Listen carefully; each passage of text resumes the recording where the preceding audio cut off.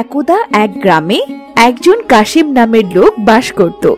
সে তার ভাই হাসানকে খুব ভালোবাসত। কাশিমের স্ত্রী ব্যাপারটা একদম ভালো চোখে দেখত না।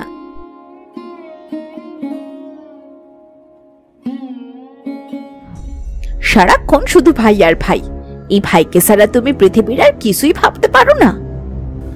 হ্যাঁ, আমি আমার ছোট ভাইকে ছাড়া কিছুই ভাবতে পারি না। যদি তোমার পোষায় তাহলে এই সংসারে থাকো, তা না হলে চলে যাও। এই যে এত ভাই ভাই করছো না, দেখবে এই ভাই তোমার একদিন গলার কাটা হয়ে দাঁড়াবে। আমার ভাইকে নিয়ে তোমার কি সমস্যা বলো তো? ছোটবেলায় মা বাবা মারা গেছে, এই ভাইটাকে আমি কোলে পিঠে করে মানুষ করেছি। আমি তো তোমাকে কিছু বলিনি, কিন্তু এবার তো আমাদের সন্তানের কথা ভাবতে হবে। তুমি সব টাকা পয়সাই ভাইয়ের পেছনেই খরচ করছো। আরে বাবা, সবে মাত্র পড়াশোনা শেষ করেছে, ভালো একটা চাকরি পেলেই আর আমাদের সংসারে কোনো অভাব থাকবে না। ভালোই বলেছো। এই ভাই একদিন বিয়ে করে নিজের সংসার করবে, সে তোমার সংসারে তখন উকি দিতেও আসবে না। তুমি আমার ভাইকে ভুল বুঝছো। আমার ভাই তেমন ছেলে নয়, ও সারা জীবন আমাদের দেখাশোনা করবে। সে ভাই ভাই করে এত পাগল হয়েছো না, দেখবে সেই ভাই তোমার জন্য কি করে। হয়েছে, এখন আর কথা বলো না। যাও যাও, তাড়াতাড়ি রান্না চড়াও। আমার ছোট ভাইটা, ওর খাওয়া দাওয়ার ব্যবস্থা করো, কেমন? যাও যাও যাও, রান্না বসাও। আমি তোমার ভাইয়ের জন্য কোনো রান্না বান্না করতে পারবো না। ওর নিজের রান্না নিজেকেই করতে বলো। আমি শুধু তোমাকেই রান্না করে খাওয়াতে পারবো, আর কাউকে না। ঠিক আছে, তাহলে ওই রান্না আমিও খাবো না। এই আমি চলে যাচ্ছি, তোমার রান্না তুমি নিজেই খাও।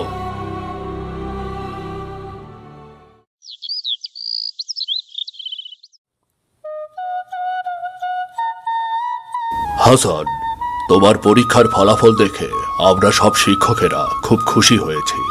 এবার শহরে একটা ভালো বিশ্ববিদ্যালয়ে ভর্তি হয়ে যাও, কেমন? না স্যার, আমি কোনো ভালো বিশ্ববিদ্যালয়ে ভর্তি হতে পারবো না। আমার পড়াশোনার খরচ চালানোর ক্ষমতা আমার ভাইয়ের নেই, তাই এখনই আমাকে একটা চাকরিতে ঢুকতে হবে। প্রয়োজন হলে আমি তোমার ভাইয়ের সাথে কথা বলবো। তোমার মতো একটা মেধাবী ছাত্রের জীবন এভাবে নষ্ট হতে দেওয়া যাবে না, কিছুতেই না। ছোটবেলায় মা বাবা মারা যাওয়ার পর আমার ভাই আমাকে খুব কষ্ট করে পড়াশোনা করিয়েছে, নিজে না খাইয়ে আমাকে খাইয়েছে। আজকে তার সংসার হয়েছে, আর এখন সে আমাকে আর চালাতে পারবে না। খুব ভালো হয়েছে, এবার তুমি তোমার ভাইকে খুশির সংবাদটা জানাও। আপনি একদম ঠিক কথা বলেছেন। আজকে আমি যা কিছু অর্জন করেছি সবকিছুই আমার ভাইয়ের জন্য। তাহলে আর দেরি করছো কেন? যাও যাও, এখনই বাড়ি চলে যাও। তোমার ভাইকে এই খুশির সংবাদটা দিয়ে এসো।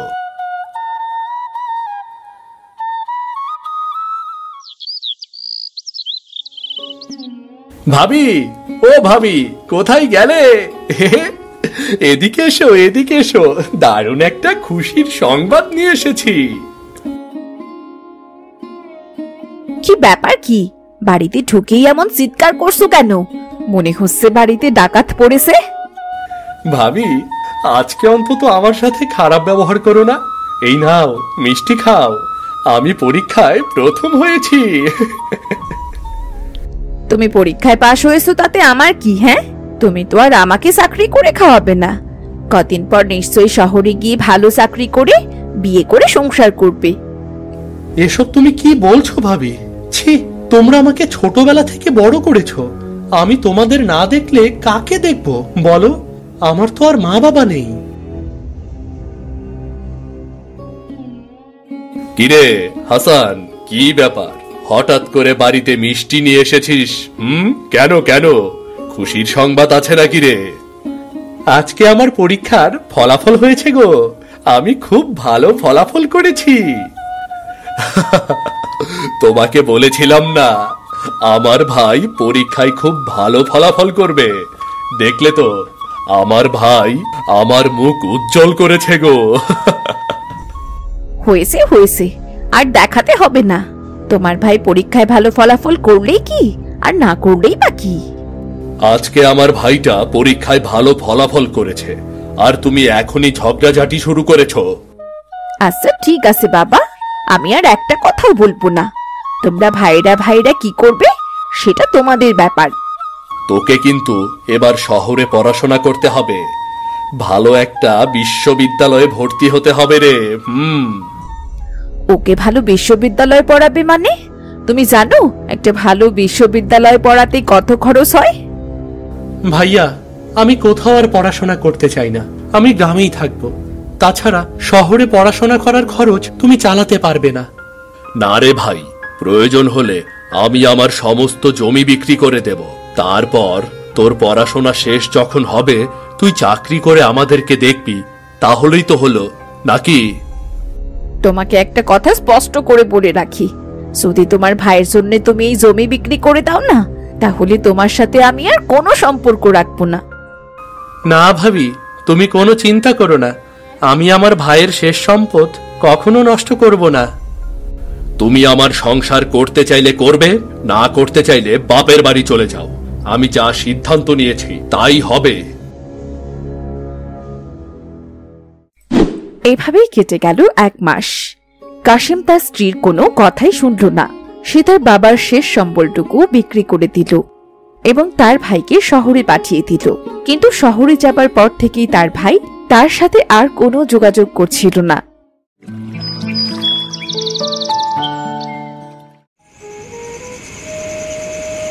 হাই হাই হাই, হে কি সর্বনাশ হলো! কত করে বললাম ভাইটাকে শহরে পাঠিও না, জমি জমা বিক্রি করে একদম নিঃস্ব হয়ে গেলাম। আরে বাবা দাঁড়াও, এমনও তো হতে পারে ও কোনো কাজে আটকে গেছে, আর তাই আমাদেরকে চিঠি পাঠাতে পারছে না, আর টাকাও পাঠাচ্ছে না। তোমার ভাই আর কোনোদিনও টাকা পাঠাবে না। এই জমি জমা সবকিছুই গেল তোমার ভাইয়ের জন্যে। তুমি ভুল বুঝছো, হাসান তেমন ছেলে নয়, আমার ভাইটা তেমন কিছুতেই নয়। বর্ষাকাল শুরু হয়ে যাচ্ছে, এখন তো জমি চাষ করার সময়, আর আমাদের জমিও নেই। আর এবছর আমরা কি করে চলবো, কি খাবো, কিছুই জানি না। ও, তোমাকে বলতেই তো ভুলে গিয়েছি, আগামীকাল তোমার বাবা আসবেন, তিনি চিঠি পাঠিয়েছেন। সত্যি বলছো? আগামীকাল সত্যি বাবা আমাদের বাড়ি আসবেন? হ্যাঁ গো হ্যাঁ, সত্যি সত্যি তোমার বাবা বেড়াতে আসবেন। কালকে না হয় কিছু বাজার করে আনবো, ভালো করে রান্না বান্না করে তোমার বাবাকে খাইও।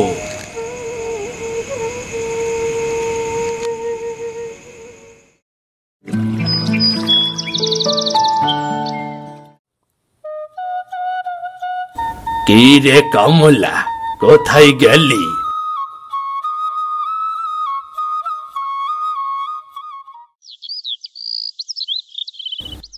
বাবা তুমি এসেছো? এতদিন পর তোমার মেয়ের কথা মনে পড়লো। তা কেমন আছো তুমি? কেমন আর থাকবো রে, তোর কথা খুব মনে পড়ছিল, তাই চলে এলাম। এই দেখ, তোর জন্য বড় দেখে একটা ইলিশ মাছ এনেছি রে, মাছটা ভালো করে রান্না কর। এত বড় ইলিশ মাছ কেনার কি দরকার ছিল বাবা? আমি তো জানি তোমার হাতে কোনো টাকা পয়সা নেই।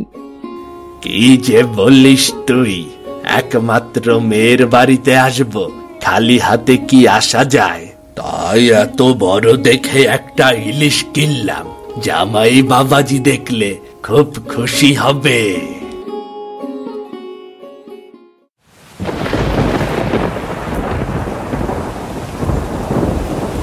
তোমার জামাই বাবা তোমার জন্য সকালে একটা বড় রুই মাছ এনেছে। কিন্তু এত বড় মাছ রাখবি কোথায়? মাছটা রেখে দিলে তো নষ্ট হয়ে যাবে। তুমি কোনো চিন্তা করো না বাবা, এখন তো বর্ষাকাল, বর্ষাকালে উঠোনে বড় বড় গর্ত হয়েছে, এই গরমে আপাতত মাছটা সেরে রাখি, তারপর না হয় রান্না করে ফেলবো। খুব ভালো বুদ্ধি বের করেছিস মা, তবে তাই কর। এখন আমাকে খেতে দে দেখিনি, সারাদিন পেটে কিচ্ছু পড়েনি। এরপর কমলা সেই মাছটা উঠোনে রেখে দিল।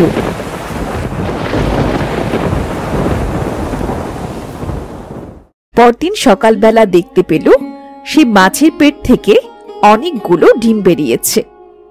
কোথায় কি আসো, দেখে যাও, দেখে যাও কি অদ্ভুত ঘটনা ঘটেছে, মাছের পেট থেকে ডিম বের হয়েছে। এত বড় ডিম! যাক, ভালোই হলো। এই ডিমের পোনাগুলো এখন আস্তে আস্তে এখানে বড় হতে থাক। আমি কি বলি, এই মাছটাকে তুই রান্না করিস না। এই ডিমগুলো থেকে যে পোনা বের হবে, সেই পোনাগুলো বড় হলে দেখবি অনেক বড় বড় মাছ পাবি। না বাবা, এই মাছটা এখানেই বড় হতে থাক।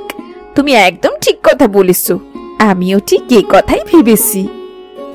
পোনাগুলো থাক, এক কাজ করো, তুমি মাছটাকে তুলে বাবার জন্য রান্না করে ফেলো। বাবা শখ করে মাছটা কিনে এনেছে, আর না খেয়ে চলে যাবে।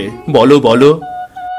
তোমাকে ভাবতে হবে না বাবা, এরপর আমি যখন বেড়াতে আসব নিশ্চয়ই আরো বড় মাছ খেয়ে যাব।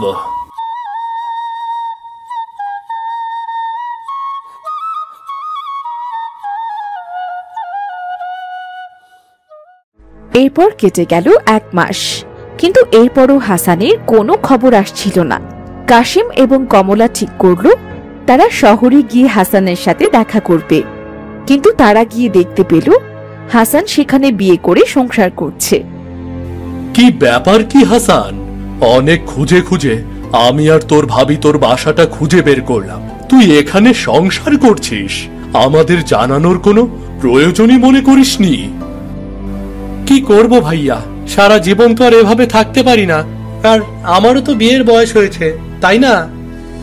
খুব ভালো কথা, তুমি বিয়ে করতে চাও করেছো, কিন্তু আমাদের সাথে যোগাযোগ করছো না কেন ভাই? আমরা তো আমাদের সবকিছু তোমার পেছনেই দিয়েছি। ভাইয়া দেখো, তোমরা যা করেছো তোমাদের ইচ্ছে মতো করেছো, আমি তো তোমাদের জন্য কিছুই করতে পারবো না। কি বলছিস ভাই? আমি তোর জন্য সব বিক্রি করে দিলাম, আর তুই যদি আমাদেরকে না দেখিস আমরা যাব কোথায়? আমার কথা হাড়ে হাড়ে মিলল তো? আমি তোমাকে আগেই বলেছিলাম তোমার ভাই কখনো আমাদের সাথে কোনো সম্পর্ক রাখবে না। আমি সবকিছুই আগেই বুঝেছিলাম। বুঝেছি তো ভালোই, এখন তুমি তোমাদের মতো থাকো, দয়া করে আমার সংসারে এসে নাক গলিও না। তুই আমার সাথে এত বড় বেইমানি করতে পারলি ভাই, আমি তোকে কখনোই ক্ষমা করব না। তোমার যা খুশি তুমি করতে পারো, কিন্তু আমি তোমাদের সাথে আর কোনো সম্পর্ক রাখবো না।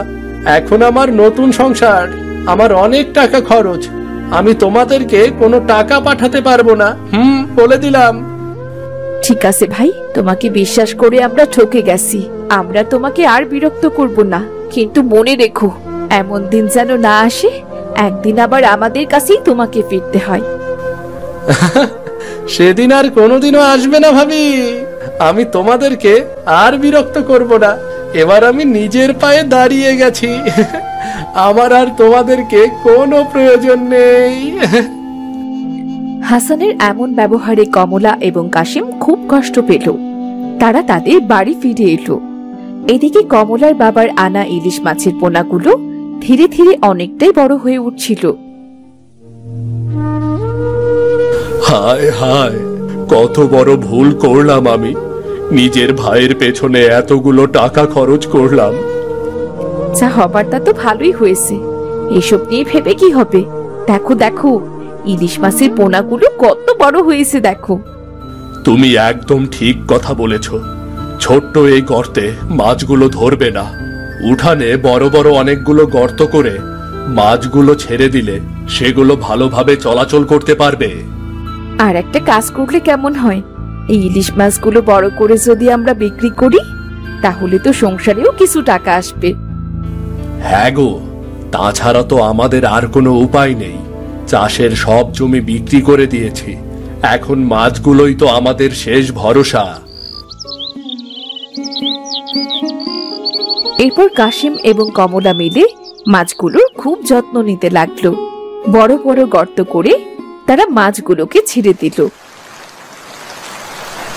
কিছুদিনের মধ্যেই তাদের উঠোনে মাছগুলো অনেক বড় হলো।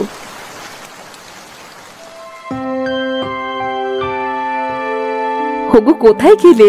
দেখো দেখো, মাছগুলো কত বড় হয়েছে দেখো। এবার তুমি এগুলো বিক্রি করতে পারো, দেখবে মাছগুলো থেকে অনেক ভালো টাকা আসবে। হ্যাঁ গো, তুমি একদম ঠিক কথা বলেছ।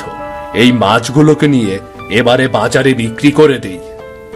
ওগো শোনো, এই দুটো মাছের পেটে ডিম রয়েছে, এগুলো বিক্রি করার দরকার নেই, বরং এগুলো থেকে আমরা আরো পোনা উৎপাদন করব। সে পোনাগুলো যখন বড় হবে তখন আরো মাছ হবে। কিন্তু এখন তো বর্ষাকাল, বৃষ্টির পানিতে উঠোন ভরে যাবে। এই মাছগুলো কি সত্যি সত্যি এখানে বড় হতে পারবে? ওরে বাবা, একবার আমার উপর ভরসা রেখে দেখোই না, আমি তোমাকে এখান থেকে অনেকগুলো টাকা তৈরি করে দেব। দেখবে তুমি আবার নতুন করে জমিও কিনতে পারবে। তুমি আমার পাশে ছিলে, তা না হলে আমাকে পথে বসতে হতো। দাও দেখি এবার মাছগুলো আমাকে দাও, একটা বাজারের ব্যাগে ভরে দাও, আমি এগুলো বিক্রি করে আসি। এরপর কাশেম সেই মাছগুলো ব্যাগের মধ্যে ভরে নিয়ে চলল বাজারের দিকে। পথে মধ্যে দেখা হলো গ্রামের মোড়লের সাথে। কাশেম, এই ব্যাগ ভর্তি মাছ নিয়ে কোথায় যাচ্ছিস তুই? আর এতগুলো মাছ কোথায় পেলি রে? কি মাছ এটা? এই সবগুলো হলো ইলিশ মাছ, সবগুলো বাজারে বিক্রি করতে যাচ্ছি। অনেক দাম এগুলো মাছের, বিক্রি করলে তো অনেক টাকা হবে রে। কিন্তু একটা জিনিস বুঝতে পারছি না, তুই এতগুলো ইলিশ মাছ কোথায় পেলি বলতো? সে এক বিরাট ঘটনা। একদিন আমার শ্বশুর মশাই একটা বড় ডিমওয়ালা ইলিশ মাছ নিয়ে এসেছে। আমার বউ সেই ইলিশ মাছটা রেখে দিয়েছিল পরের দিন সকালবেলা রান্না করার জন্য। পরে দেখি এক আজব ঘটনা। আজব ঘটনা? কি আজব ঘটনা ঘটেছে রে? আরে আগে পুরোটা ভালো করে শুনে নিন। সেই ইলিশ মাছের পেট থেকে বের হয়েছে অনেকগুলো পোনা। এরপর এই পোনাগুলো চাষ করেছি। একদিকে বৃষ্টির পানি আর অপরদিকে আমাদের যত্ন, মাছগুলো ধীরে ধীরে বড় হয়েছে। এ তো খুব ভালো কথা, তোর কপাল তো একেবারে খুলে গেছে রে। এভাবে ইলিশ চাষ করলে তোর আর টাকা পয়সার কোনো অভাব হবে না। তাহলে যাই, আমি বর্ষার দিনের এই ইলিশ মাছগুলো বিক্রি করে আসি। এরপর কাশেম সেগুলো বিক্রি করতে নিয়ে গেল রহমত মিয়ার দোকানে। রহমত মিয়া ইলিশ মাছগুলো দেখে তো খুব খুশি। আরে বাহ, কি সুন্দর ইলিশ মাছ! এগুলো কি নদী থেকে ধরে নিয়ে এসেছো নাকি? এগুলো নদী থেকে ধরা নয়, এগুলো আমি নিজে নিজে চাষ করেছি। কি বলছো কি তুমি? আমি তোমাকে ভালো দাম দিচ্ছি, দাও দাও, মাছগুলো দাও। আর শোনো, এরপর থেকে যখন ইলিশ মাছ চাষ করবে সব মাছ আমার কাছে বিক্রি করবে, কেমন? অন্য কারো কাছে আবার বিক্রি করো না যেন। তুমি যদি আমাকে ভালো দাম দাও তাহলে আমি ইলিশ মাছ অন্য কোথাও কেন বিক্রি করব? সব মাছ আমি তোমার কাছেই বিক্রি করব। তুমি এ ব্যাপারে নিশ্চিন্তে থাকো। এই দেখো, আমি তোমাকে ভালো দাম দিয়েছি, নাও নাও, টাকাগুলো নাও। আচ্ছা শোনো, তোমাকে একটা কথা জিজ্ঞেস করতে চাই। হ্যাঁ বলো না, কি বলবে? শুনলাম তোমার ভাই নাকি শহরে গিয়ে বিয়ে থা করে সংসার করছে, আর তোমাদের কোনো খোঁজ খবরও নেয় না। ভাগ্যের কথা তোমাকে আর কি বলবো রহমত মিয়া।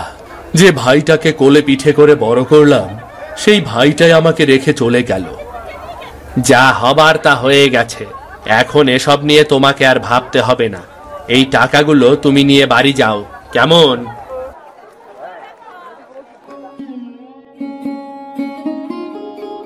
গিন্নি, কোথায় গেলে গিন্নি? দেখে যাও, দেখে যাও, মাছগুলো বিক্রি করে কত টাকা পেয়েছি, দেখে যাও গো। ওগো, তুমি এসেছো? আমি তো তোমার জন্যই অপেক্ষা করছি। দেখি কত টাকা হলো। এগুলো আমাদের সব সৎ পথের রোজগার। হ্যাঁ গো, আমাদের আর কখনো অন্যের কাছে হাত পাততে হবে না, ভাইয়ের টাকার জন্য আশাও করতে হবে না। এবার আমরা আমাদের নিজের খরচ নিজেরাই চালাতে পারবো। ভাইয়া, ও ভাইয়া, কেমন আছো তুমি? ভাবি, দেখো আমি তোমাদের বাড়িতে এসেছি। কি ব্যাপার কি? হঠাৎ করে তুই এখানে কেন এসেছিস? আমি তো তোকে সবকিছু দিয়ে দিয়েছি, আর তোকে দেওয়ার মতো আমার কিছুই নেই। ভাইয়া, আমি তোমাদের সাথে অন্যায় করেছি, আর তার শাস্তি আমি পেয়ে গেছি। আমার চাকরিটা চলে গেছে, এর জন্য বউ আমাকে ছেড়ে চলে গেছে। এখন আমি সম্পূর্ণ নিঃস্ব ভাইয়া। আমার যাওয়ার কোনো জায়গা নেই ভাইয়া। এসো ভাই, ভেতরে এসো, হাত মুখ ধুয়ে এসো। আমি তোমার জন্য জল খাবারের ব্যবস্থা করছি। খবরদার, তুই আমার বাড়ির ভেতরে ঢুকবি না। আমি সব কিছু দিয়ে দিয়েছি। যে ভাই আমার সাথে এত বড় বেইমানি করেছে, সেই ভাইয়ের মতো ভাই আমার প্রয়োজন নেই। ভাইয়া, দয়া করে আমাকে আরেকটা সুযোগ দাও, দেখবে আমি তোমার পাশে ঠিকই দাঁড়াবো। তুই আমাদের সাথে বেইমানি করলেও সৃষ্টিকর্তা আমাদের সাথে বেইমানি করেনি। দেখ, বাড়ির উঠানে ইলিশ চাষ করে আমরা কত টাকা পেয়েছি। এবার আর তোর টাকা আমাদের কোনো প্রয়োজন নেই।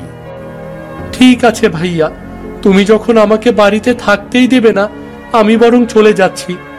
যে অন্যায় আমি করেছি তার শাস্তি তো আমাকে একাই ভোগ করতে হবে, তাই না?